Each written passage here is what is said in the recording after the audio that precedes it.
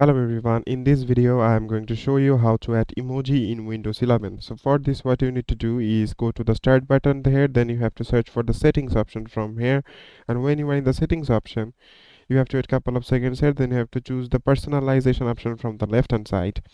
After that you have to go to the taskbar option from here you have to choose the touch keyboard to always from the here, and when you click on this you have to close this window, and then you have to click on the touch keyboard option from the taskbar, and here you will get the option of emoji. So if I am going to place the emoji, I am just open up a random notepad, and here you can see I am opening up a random notepad.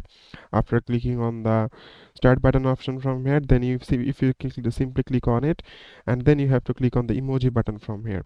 After that you will get all the emoji here. So you can see if I click on it, all the emojis are placing here accurately.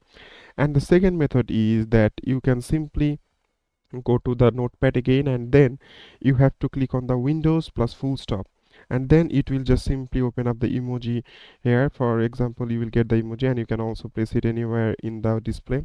You can simply just place the emoji that you want. So here you can see I am already placing the emojis. So it is as simple as that, guys. You have two methods to do this, and I have already shown you the two method. So thank you very much for watching this video.